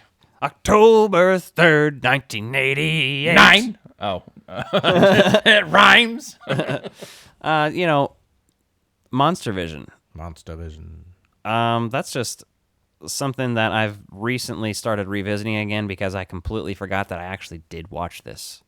Yep, I watched many a Godzilla marathon. in Suppressed my memories. childhood. Exactly. Suppressed memories. I remember watching shit like Terminator. They had Mortal Kombat Conquest for a short minute, and I always would try to catch it, like the live-action Mortal Kombat show that lasted for one season. Yeah, I remember that.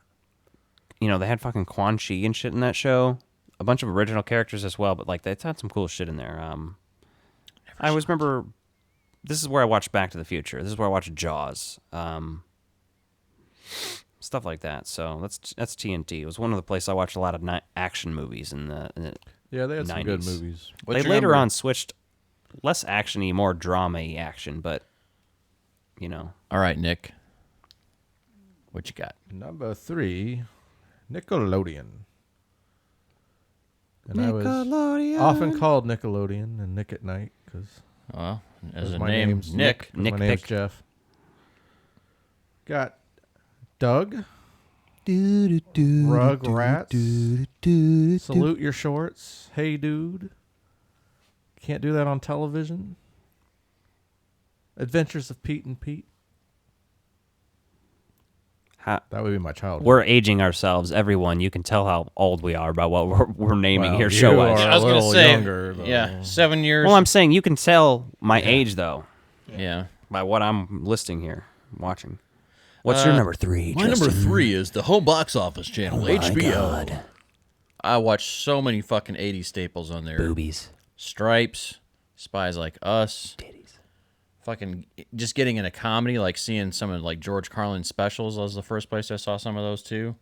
Oh, fuck yeah. yeah, They used to comedy always have the specials comedy is big on specials. HBO, yeah. Yeah, that used to be the place, like, right? You know? I remember watching like Richard Pryor and learning some new Yeah. languages. Yeah, exactly. You learn some fun words watching HBO when you're not supposed to be. Tales from the Crypt.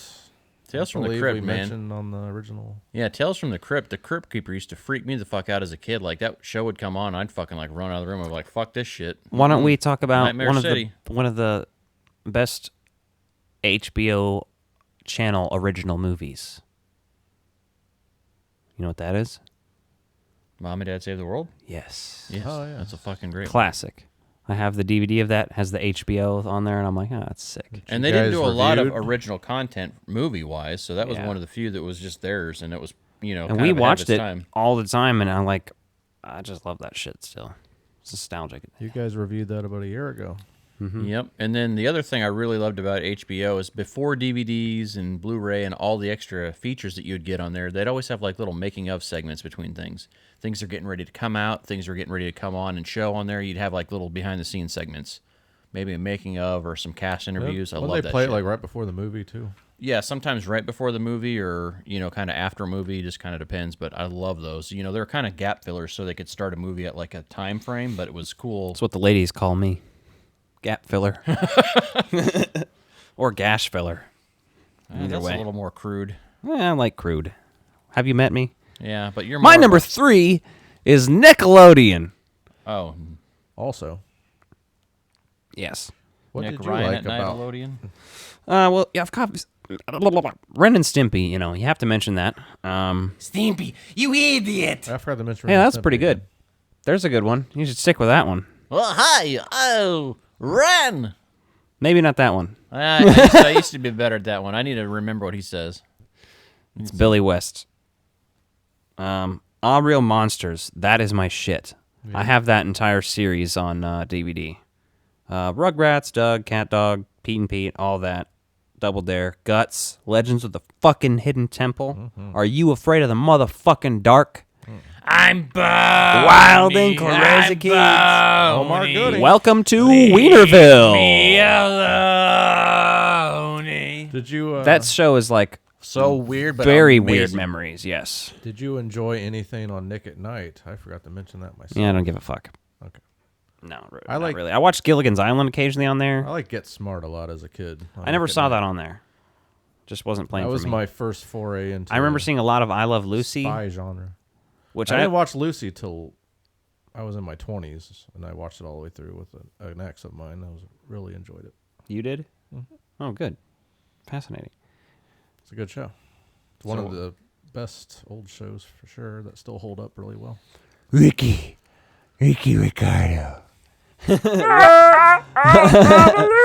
We'll get there in a moment, folks. We'll get there. Yes. Please stand by. So yeah, that's it though. That's my number 3. Nick, what is your number 2?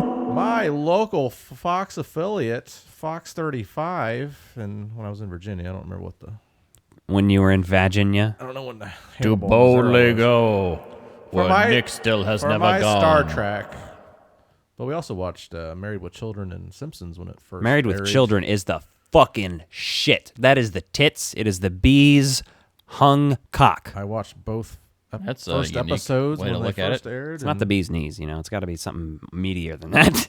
Is the stinger the cock? I don't even know Is that how a bees have science thing? sex or procreate. I'm just saying his metaphorical cock. I know. Anyways, I've seen every Married with Children episode. I know I've not seen. Nick's just going on in the background. I love this. Yeah, he's I was like- about to. He's all being serious about it, and we're over here I talking definitely about have not seen every episode of The Simpsons. I'm gonna Al Bundy this bitch up. Simpsons did it. Yeah, we need to lower the camera, but we really don't. We're gonna do Simpsons episode by episode starting May of next year, so that'll take us well into the 2030s. I think. No, you can do that on your own podcast. No. That would take us not 2030s. That would take us like 2050s. I think if we did one episode a week. Oh Christ, I can't even. I like my life. I takes want like to continue living my life. 2055. I'm not going to watch that much Simpsons. Sorry. My number 2, and thanks for asking. You probably do 2 seasons in a year. Is the local ABC affiliate, and I just say that because, you know, obviously all the newscast bullshit, that it's local to you as well, but mostly for shows like The Real Ghostbusters, Full House, The Wonder Years, TGIF, Boy Meets World, Sabrina the Teenage Witch. There's I remember that being my Saturday morning cartoon hookup. Yeah, they had some good stuff on there. Yeah. Remember those? After these messages, we'll be right back. And they We'll be right back. All the little heads claymation fell off things. Yeah. and That was switched so bodies cool. for some reason. Yeah, but ABC always had a bunch of cool shit on there. So. What's your number 2? Oh yeah, you just went. What's your number 2? My number 2 is Poop TV. Hey, Lois, he made a joke about shitting his diaper. Comedy Central. Again, Mystery Science Theater 3000. That's the It's shit. hard to say, isn't it? That's the. I almost put Sci-Fi Channel on this list because I watched a lot of it on that. Because that's where it was in the late 90s. Oh yeah, they played it all the time. They picked it up and they did like the last 2 seasons, I think, of the show. It was theirs. So it's already been on 3 networks if you include Netflix. Sci-Fi Channel's had a roller coaster life. Yeah, they've kind of done some weird shit sometimes. But they do a lot of weird original movies that are cheesy as fuck on purpose, so credit to them. But Chappelle's Show, that's a fucking holy grail of television right there. Woohoo! Better not bring Obviously your South Park, The kids. Daily Show, Reno 911. More recently, Workaholics, Nathan For You, Drunk History. Those are just kind of just to say that they're still going strong. So, That's a good one. What? Nick, what is your number 1? My number 1 is Justin's number 2. ABC. Wait. Easy as 1, 2, 3. Your urine is my poop? Mhm. That's weird. That's real weird. We didn't mention TGIF this time. I did. Oh, did you? Yeah. Family Matters and Step by Step. Yeah. But not Full House. I mentioned Full House. It's on my for list. me, I do not like Full Oh. House. I like the other Miller Boyette productions, though. Okay, well, that's fine. That's all I got to say about that. All right. Well, my number 1 is Nickelodeon. Shows like Can't read Rocko's his hand. Modern Life, Rocko's Muppet Babies, Doug, Secret World of Alex Max, Are You Afraid of the Dark? Fucking so many jams on there. Now, Alec has some other ones on there. We I didn't won't mention fucking steal his Courage thunder this because time. Oh, he's still got that. He's still got a whole list of shit. No, I already went with Nickelodeon's my number 3. You did? Okay, so like some things like Guts.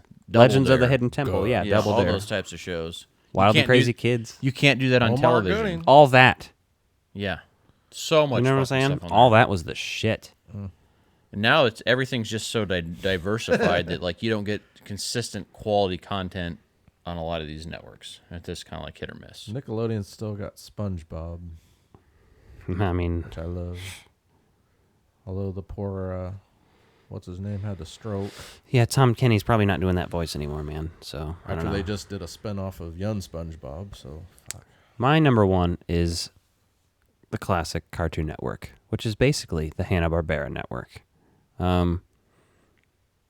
Early Why is on, that? because Tom and Jerry reruns, the Flintstones reruns, Scooby-Doo reruns, all the Hanna-Barbera, Super those Friends, are all those Hanna-Barbera? bunch of shit. Yeah, no, I mean Tom and Jerry's not, but Flintstones and Scooby-Doo are. Right. And Jetsons, and Yeah, their first original Grape show Ape. was Space Ghost Coast to Coast, and like everything else was like pre-existing shows, and they just well, that housed wasn't. them I in don't one think spot. that's their first original show. It wasn't. I'm pretty sure it's not, because Space Ghost Coast to Coast, I'm pretty sure Two Stupid Dogs might have been their first original show on there. But I'm not 100% on that. You could fact check me on that. I'm not sure. But anyway, Cow and Chicken, which is basically Ren and Stimpy on Cartoon Network, but toned down. It's not anywhere near as fucking crazy as Ren and Stimpy, but it's that similar type of weird vibes and like sick, gross out children humor, like this just bizarre. / I Am Weasel. Well, it wasn't that And originally. IR Baboon. They had like their own segments in there, I guess. But then they Yeah, spun that's that what I'm off saying. into its own Like show. the first 15 minutes. Red was- Guy, do you remember Red Guy? Yeah. That was the shit. It looked like the devil, right? Yeah, like a fat pig devil. Yeah. Powerpuff Girls, which also had a devil in it, a trans devil basically. Yeah.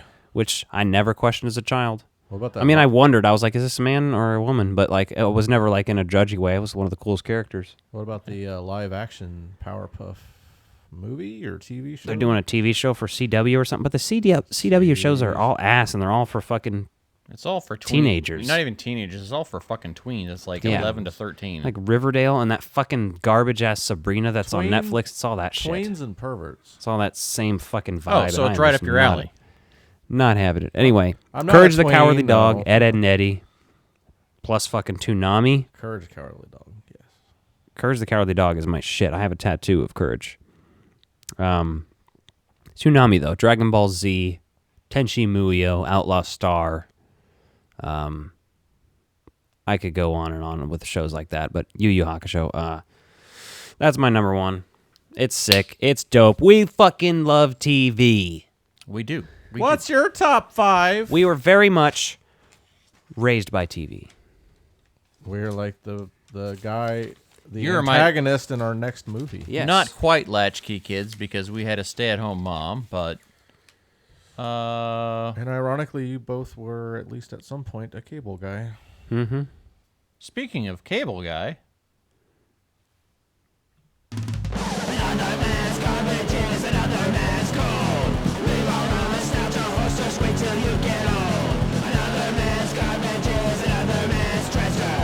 That's you out here, and that gives me pleasure. Another man's garbage. that's like your best Johnny Rotten. I love it. And if you think this movie is garbage, you yourself are garbage. Yes, this is one of my fucking favorite Or movies. your taste is garbage. And this is one of the better dark comedies just for rewatchability, the bizarreness of it, and the fucking cast is amazing. The Ben cameos. Yes, Ben Stiller directed this. The Cable Guy, starring Jim Carrey. Produced by Judd Apatow. Fucking incredible. Co-starring Godzilla's Matthew Broderick. And Funny People's Leslie Mann. And School of Rock's Jack Black. Mr. Show's Bob and David have cameos. It's fascinating stuff. It's really weird stuff. Weird, wild butthole stuff. And this movie starts off straight enough. You're just like, oh, okay. Yeah, it's just kind of Matthew Broderick flipping. He's getting he's waiting on the Cable Guy, right? At the point? He's just hanging out at home, waiting for the Cable Guy to show up, and Sam and Stan Sweet. Yeah. Another names? Something like that. Whose names? Sam and Stan Sweet. What the fuck you're talking about now? That's Ben Stiller's character. Oh. Twin brothers. Twins. I just couldn't remember their names, so that's an you gotta interesting. That's a whole other let me know what you're interesting talking piece. Yeah. That Ben Stiller finds a way he to kills cameo his in twin this movie. brother, and then it's Yeah. like a ongoing like. It's like the Menendez brothers from. It's very much like Invitation to Love in Twin Peaks, where it just shows you little clips of this thing that's happening on the TV, like it's this. And then it little becomes drama, to like you know? a major point at the end, which is amazing. Yeah, We'll it's get to fucking that. hilarious. You know, and I think he takes a call from Rick, which is Jack Black's character's name, and like Rick's saying, "Hey, you know, slip the cable guy an extra $50. You know, give all the premium cables." Because back in the old-fashioned times for cable that wasn't digital, or maybe if you're still in a small town in Bumfunk's Egypt, and I thanks for listening. Egypt. Whoa, I'm making up words and places. There were a bunch of made-up words there. Wait a minute. Does it say that in the Bible? It sure does. I think you were speaking tongues there. I was. The great Lord was speaking through me. Egypt is in the Bible. Wow. Wow. All right. Grizzly Adams did have a beard. No, so he says, slip the cable guy $50. He's like, I can't do that. Yeah, and he's like, I'm too nervous to do that. And so the cable guy finally shows up. Obviously, somebody's in the shower when the cable guy shows up. He was supposed to be there 4 hours ago. Yeah. You can't rely on a cable guy. No, because not in the fucking 90s. Their employer gives them way too much work to do and not enough time. Not in the 90s.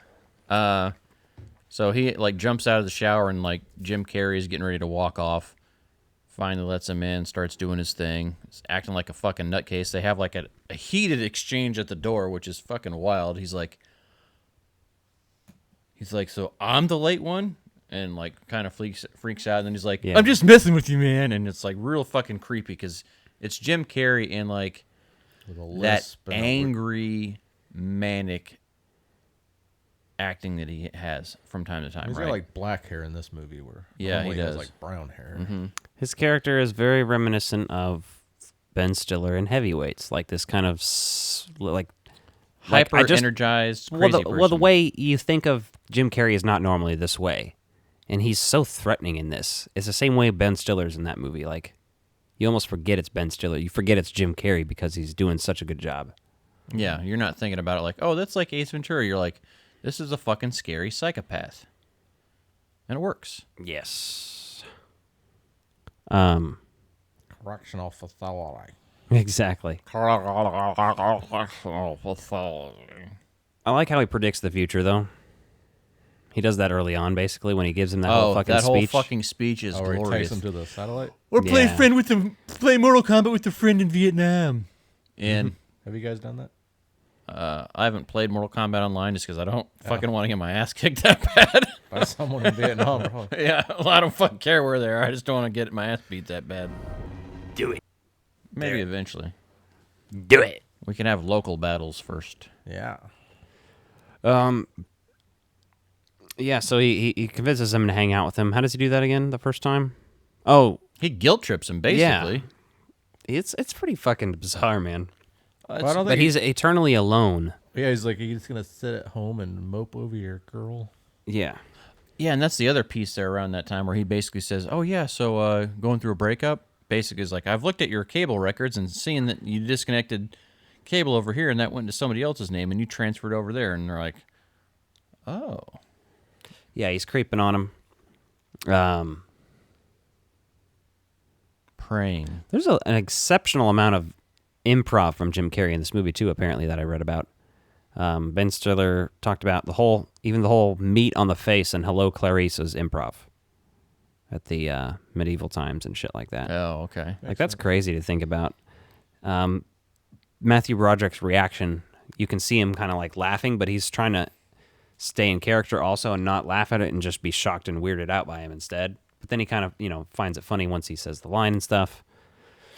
Very interesting. And you kind of keep seeing these little bits of this fake trial that's going on in the movie for these brothers. Like the one twin killed the other one, their former childhood stars. And so that's kind of interesting. And, when that comes back to be a big part later on, I find that kind of funny. But there's just so many things there. Like, Chip basically fucking ruins his life. And he has, there's this movie's so meta, it's ridiculous, all right? Matthew Broderick is an architect. That's a fucking TV fucking movie trope. Or it's like where they don't have to really fucking ever talk about what they do for a living. You know who else is an architect on TV? Jesus. You're correct. No. Ted from How I Met Your Mother? No, Ted from How I Met Your Mother, but also what's Mr. Brady's name in Brady Bunch? Oh, Mr. Brady? I don't fucking know. As I know, it's Mike? Carol Brady. Mike. Yeah, it is. It's Mike. Yeah, Mike Brady. I love his architect. Which is another classic type show, especially for them. So I loved his architect job in the movies because he'd always design this out of date shit. Dude, it was we got to cover those. I have them both. Yeah. They're fucking so good. That's Charlie's Angels is almost comparable to that in the sense that it is very much making fun of itself. Yes, it rules. Yes. Anyway, we're talking Cable Guy though. I love his remote skills too with all the fucking buttons and shit because you can just tell he's fucking expert, man. This man knows his TV. He does. And then he gets all creepy. He's like, find the sweet spot. It's like tapping on the wall's clitoris. What does he say about Waterworld and how it had come out the year before and he was like, it's so awesome. I love that movie. Yeah. I don't know what he says about it, but he they says have something a couple like of that, modern movies that were very in time with the movie, which worked. Yeah, Goldeneye. That one's the best reference. I love the basketball scene in this movie. Oh, hell yeah. Jim Carrey goes full on fucking nuts. We're playing prison rules. Yeah, so we're playing prison rules now. And I love how when he fucking runs up Rick's back for the slam dunk and breaks the backboard and all that nonsense. That's so wild and over the top. Yeah. And clearly Matthew Broderick's character is so timid in this. And his name's Steve, I believe, is so timid. He just doesn't know what to do. Steven? Yeah. And then Medieval Times is the shit.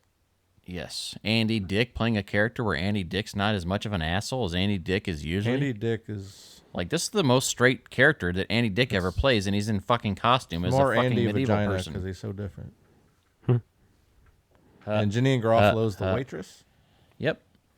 And he, what does Matthew Broderick say to her? What is he complaining about? Something about the fact that they have Pepsi Cola but no silverware? Yeah. That's it is true. Fucking have some silverware, you fucking. There was no silverware in medieval times, therefore there's no silverware at medieval times. He's like, there's no silverware, but there's Pepsi. Yeah. Yeah. You want a refill of your Pepsi? That's good. Yep. Obviously, I have the Hello Clarice, which we'll talk about this because Justin always likes to say Hello Clarice. Yeah, and he's a lot of people. That's not the right line, you dumb bastard. He never says that in Silence of the Lambs. He would fucking shame me for it. He just says good evening. He would shame me for it. He doesn't even say good evening, Clarice. And you know what? Yeah, different things. I've always just been quoting the Cable Guy. There's other quotes. No, I mean he hasn't, but that's what we're saying now to make him feel less bad about himself. I mean, I've seen Cable Guy a lot more than I've seen Silence of the Lambs, so I'm assuming that's just where I get the line. Well, that makes it even sadder. Come on. Are you gonna imitate? I never said I wasn't a sad, you're gonna imitate trashy, the Star disgusting Trek human. battle music again?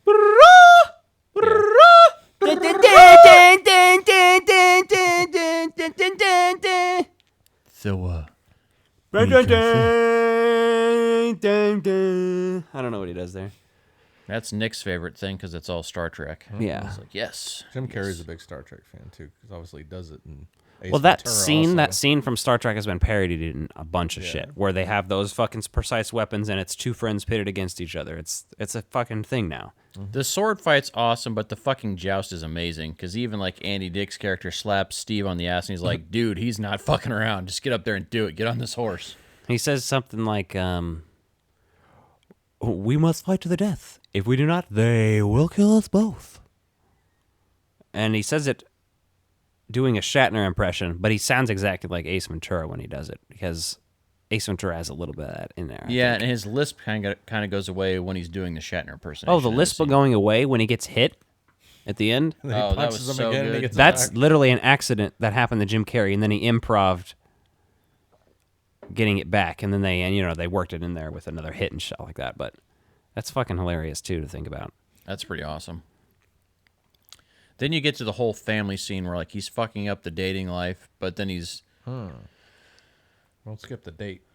Yeah, the date where Owen Wilson gets his ass beat in the bathroom. Fucking epic. Fucking been makes working him hard. Makes him fillet the fucking air dryer, the hand dryer. Oh god, Salt peanuts. It beats the living piss out of him.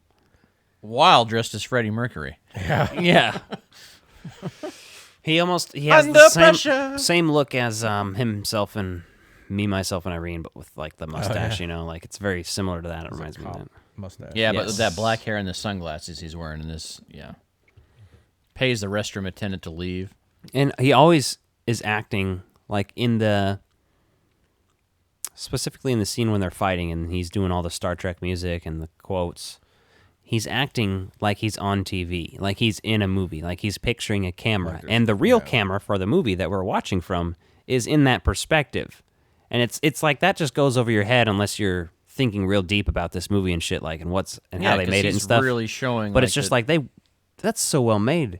Mm-hmm. He's so into TV that he does that thing where he lifts his face up and then says, he smiles like an asshole. It's just very cinematic, and you can tell that it's in the character's head, and why it's just so cool. Another great moment in this is when Steve's having a nightmare about Chip. Yep. And he's like fucking freaking out in the hallway with the glowing eyes and like all the breaking down the door. It's fucking psychotic, but it's amazing. Wakes up in like a fucking cold sweat, freaking out. I love that scene because it's so fucking freaky. What about the karaoke scene? Do you want somebody to love? I can't even do it like him. It's incredible. Don't you want somebody to love? Yeah, you gotta like do the effects yourself. And he's just able to be a freak. And he buys him the hooker. Yeah, it's my treat. Mm-hmm. What's your treat? Well, it's okay. I screened her last week. Sean Whalen's at this party. You're going to see him for like 3 seconds. Yep, he is. Definitely there. Definitely Sean Whalen. That's the key word of the week, kids. And then you said something about the family scene. Oh, the family scene. George Segal, who was actually played Pops on the everyone's Goldbergs. favorite ABC comedy hit, The Goldbergs. Just passed away last Yeah, month. passed away, but February or he plays Steve's dad, and it's pretty interesting. Bob Odenkirk plays his brother. Yep. Like the number of people in this are just fucking incredible. Yes. And they're playing Porno Password. And like how he describes the game, like he does like a TV advertisement version of the thing, which is so perfect because his character, even in his real life, like recites the advertisements he sees. So that works very well for me. Yeah, definitely. And then as he's trying to get into Leslie Mann's pants, and her name's Robin in this, as he's trying to bang Robin basically and piss Steve off even more. That's after Steve's like, I can't be your friend. Yeah, and then what does he do? He takes her out and takes her to the satellite. Mm-hmm. And then he realizes like he's got to go fucking rescue her. He figures out what he's doing.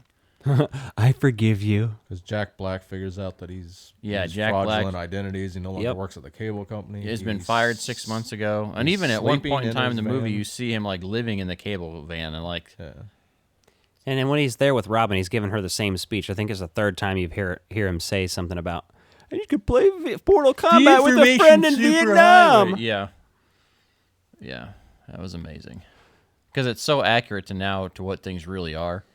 So. Yes. They have a GoldenEye-esque final battle. And he even mentions GoldenEye. Yeah, they're very self-aware of it, which I love. Yes, same. It's like in Goldeneye. I'm surprised they didn't mention that movie with what is that? Charlie Sheen? Oh, What's The that Arrival? alien? Yes, that's the love one. that movie. Oh, that's such a good movie. I need to watch that again. I haven't seen Yeah. that since I was a kid. I thought we watched that for the podcast. Did we not? Fuck no. You Oh, put it on your top 5 alien movies, Oh, though. I got a digital copy, so we should check that out soon and cover it. It's fucking awesome. That'd be good, yeah. So Chip falls and nearly impales himself on the pointy Well, that's part. after they're trying to talk him out of suicide. He's like, I know what I gotta do. Yeah. And then cue up the whole undermining plot line that's just kind of like weaving through there of this trial going on, and they're waiting to watch the they verdict. fucking black the verdict out, and everyone loses their mind. That is fascinating. That was pretty interesting. Just like an yeah, extra there. little bit that threads in through there, like you said, yeah. Yeah, it ties through and makes the satellite scene more impactful, I think, right? So, That like, one okay, guy- why are we doing this? That one guy discovers books. Exactly. That's so fucking Yeah. hilarious. He just like looks over, turns on his lamp, and he's like, a book. Yeah, and like starts reading in the middle of it. You're like, oh, like you forgot you had this book. It'd have been funnier if it was a TV guide. Oh, yeah, that'd be hilarious. Read the TV guide. You don't need a TV. Exactly. The only other thing I would mention in there is the prison scene, which is pretty funny. Like, he goes to visit Steve in prison Billy. after he gets him arrested and is fucking with him, and then tries to tell the prison guard that, and the prison guard's like, how's that sports package? yeah, he's like, he's a preferred customer, so, you know, what are you going to do with that? Do either of you have any complaints of this film? Anything that you would change? Not really. This is one that's so ingrained in my mind that, like, there's nothing about it that I'm like, yeah, I would do something different there. Yeah. Me too. I think it's pretty good. No. It gets pretty. How many pretties does it get? 3 pretties? I don't know. Something like We that. need that sound clip. I don't. Hold on. It's not here. It's Well, I guess it's in Pretty the good. episode by episode. Pretty good.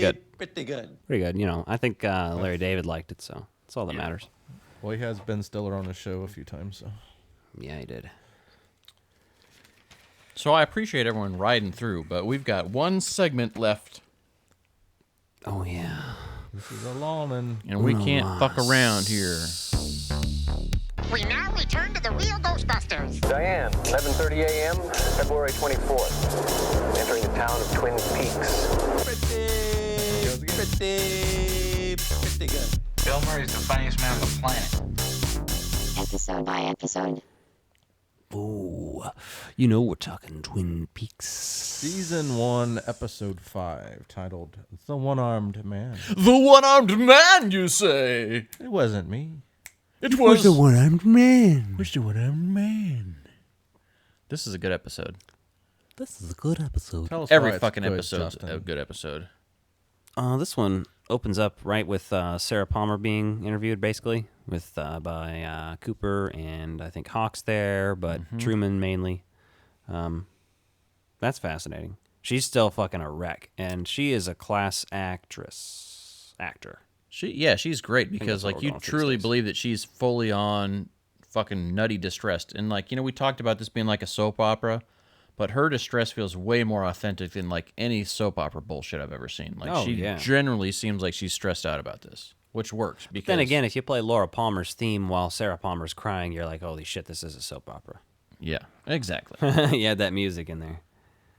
The themes on this though are so good. Invitation to Love, which is a soap opera that exists in the Twin Peaks universe. That's always like on the TV. I think Shelley's watching it in this one. Oh, and since it Can't just remember. happened today, but rip to the actor who portrayed Jacques. Jacques? Jacques Renault? Jacques. Jacques Renault. Yeah, okay. Yeah, anyway, he passed away, so. Rip Bo. Alec, if Alec had What's a bong. his name? William. Fuck. We should at least get the guy's name. You should. I thought you were friends with him on Facebook. I thought you knew him. Friends with him on Facebook. This guy has a bad reputation in the community, to be honest with you. It's actually kind of sad. He got real. He's been like sick for the last 20 years, man, and he was asking people for money because he couldn't afford his healthcare bills. It's like, this is fucking America. That's Walter Olkowicz? Yeah. Yeah. Anyway, rest in peace, dude. You brought us some good entertainment on the Twin Peaks programming. Life's difficult for people sometimes, so in honor of him, I'm going to recreate one of his scenes from the movie right now, or the show. Actually, might even be in Fire Walk With Me. I don't know, but either way. Give me the microphone.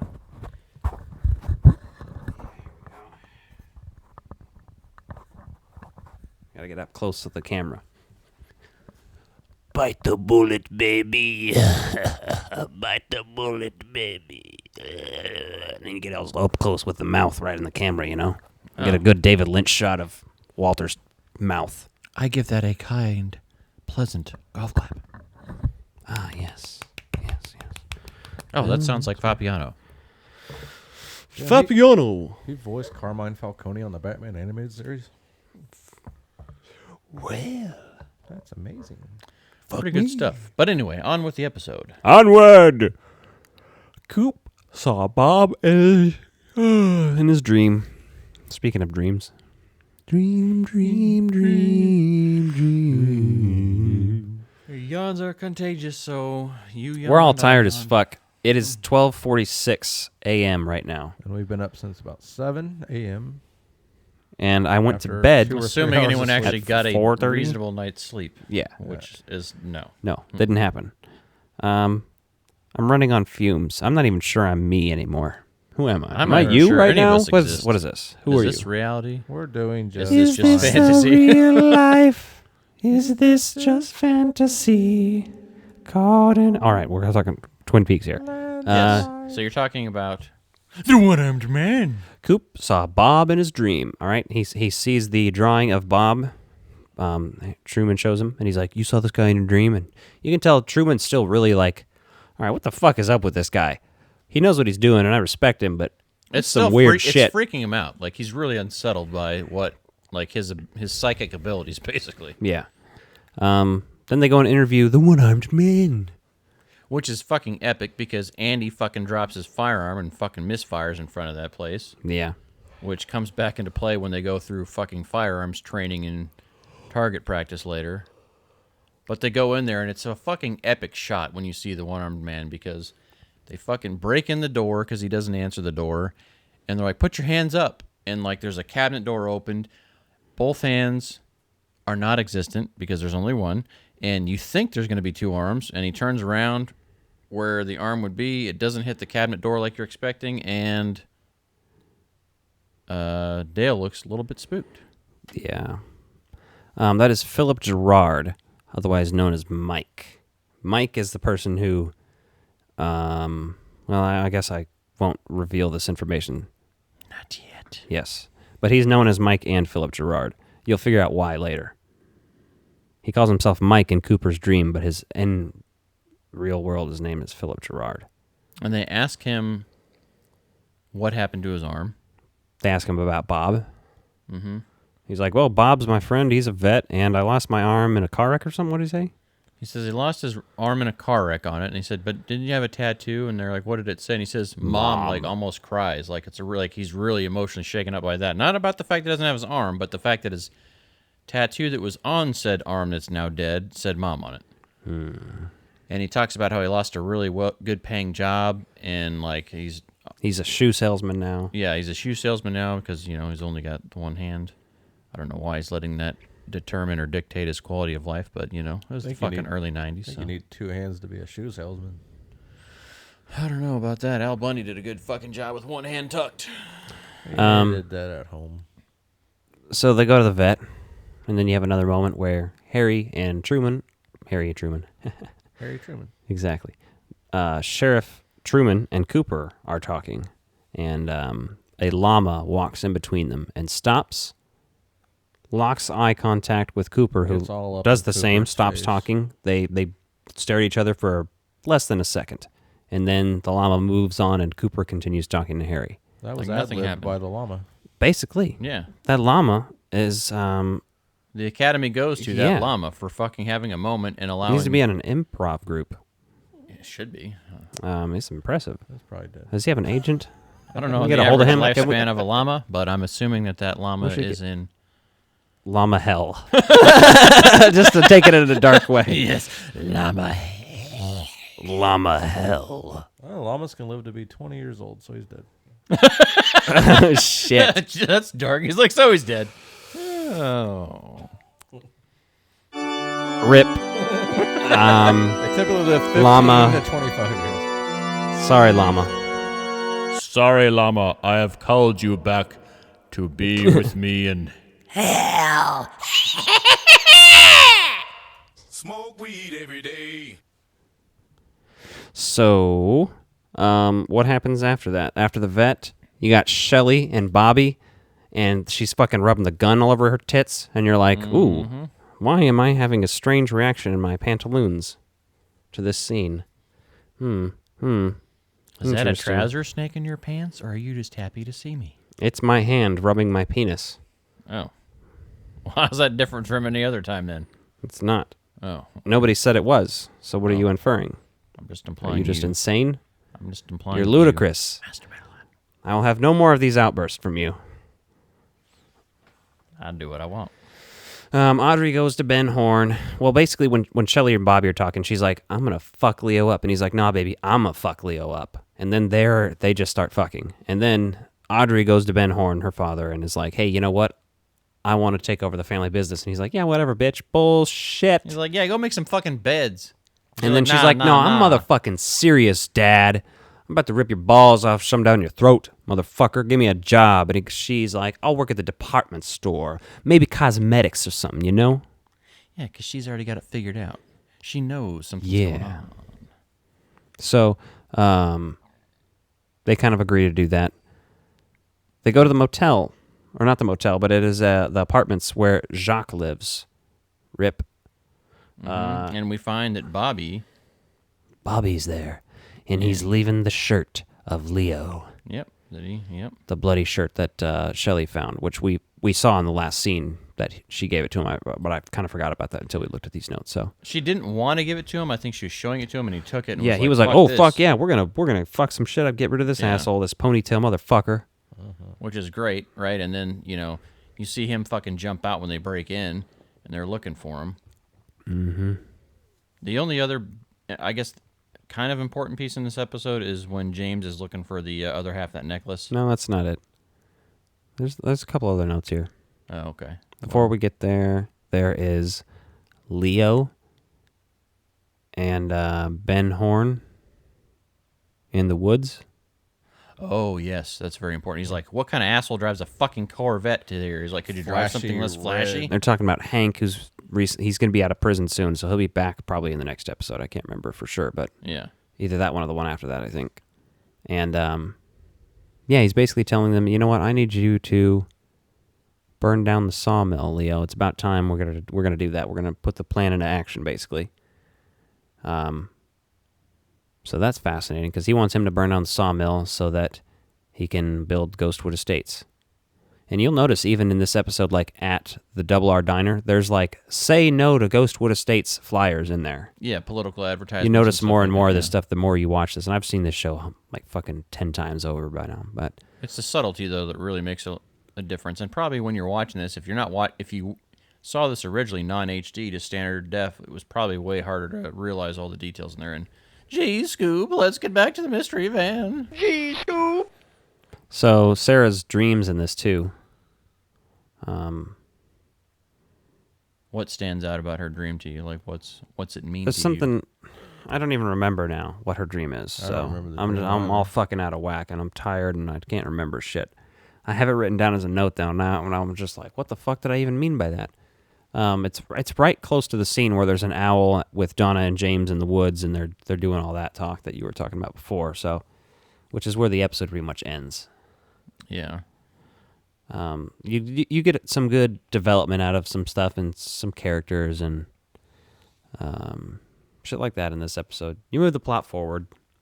The investigation is ongoing. Mm-hmm. Who killed Laura Palmer? Yeah, the world may never know. They have that little action montage, too, when they're teaching Andy how to shoot the gun correctly, because they're like, look, motherfucker, we can't have you on the sheriff's department. You can't even fucking handle your own firearm. Yeah, he dropped his gun and discharged it. Fucking thing sucks! Well, I believe that's Twin Peaks for this week. Remember, guys, if you're listening to us on the audio feed, to hit us up on YouTube. You can watch us now. You can see me while I'm talking into the microphone at this very moment. You could have an experience that isn't just auditory, but also visual. Subscribe and like on YouTube if you're checking that out, and give us a 5-star review on on your preferred choice of podcast platform. Is this our season finale? This is the season finale of season 1. Yes, this is accurate. Is this going to have a cliffhanger? I mean, maybe I'm masturbating under the table this whole time during every episode. Find out next week. Maybe I'm not.